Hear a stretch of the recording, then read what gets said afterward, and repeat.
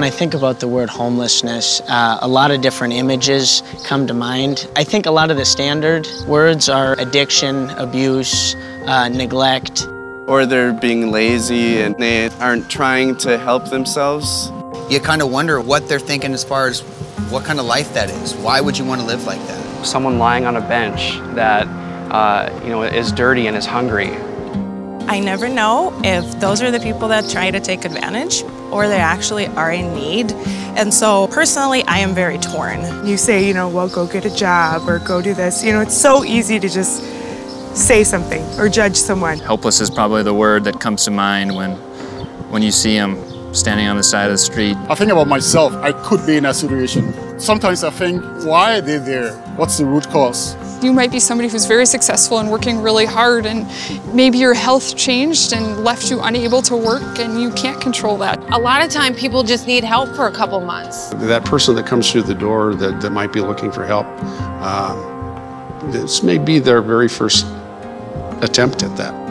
And it's hard. Walking out of a homeless shelter and just being a fresh start, where do you start?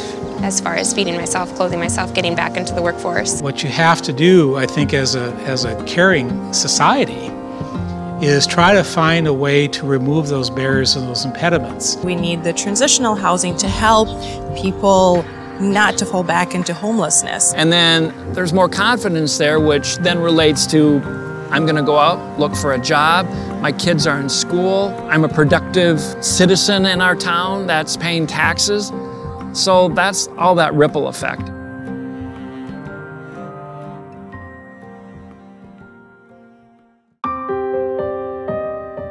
I'm a workforce development case manager, and I recruit individuals to go through different training programs that we've partnered with M-State and the United Way with to help individuals that are in poverty or low income to lift them up into a livable wage and develop their job skills. Lakes of Prairie have these programs and can help get you a career going, and that's how I met Amy.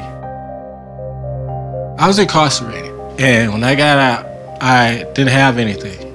I was trying to stay focused on not violating and going back to prison, trying to find a job and trying to get an apartment. So I started looking for jobs, getting the door slammed in my face, door after door after door after door.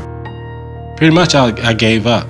And I seen that brochure in Lakes and Prairies on it, and it had the welding program on it. And I was just looking at it, and I was like, oh, Lakes and Prairies, what the heck? So the first time I met Eric I actually was done taking applications for the welding course. The day before, I said I can take one more application. Probably like an hour, half an hour or something like that, she called.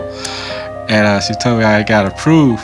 And I was like, really? I got excited. From that day forward, he was there every day. He was working a part-time job at one of the facilities here in town, a restaurant in town, and doing that after he got out of this 8-hour welding course. And then he'd go home after work at 11 o'clock at night and try to do his homework. Sometimes I didn't get to bed till like 3 o'clock, 3:30 in the morning. He struggled through the whole course, and he kept telling me, he said, Amy, I don't think I can do this. I don't think I can finish this. She just kept encouraging me.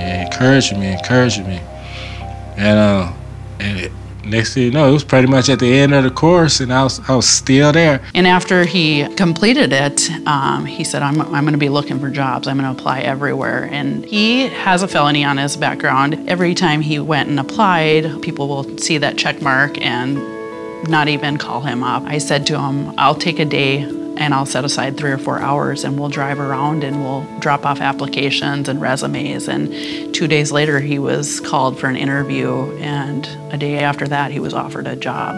And now I'm getting him into an apartment that's way better than what he is in for his 18-month-old daughter and his fiance, who he hasn't seen in over a year. He never met his baby girl because he was in prison at the time.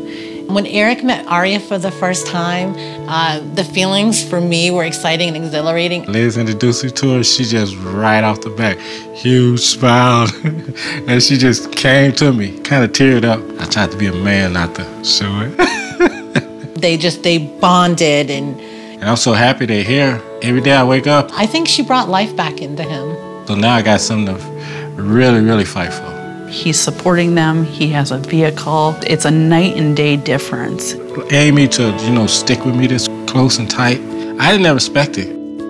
When you can have someone that's almost on the street to moving into a 2-bedroom apartment and has his family under the one roof, there's good. I didn't believe there was good people out there like that. And I guess I was proved wrong.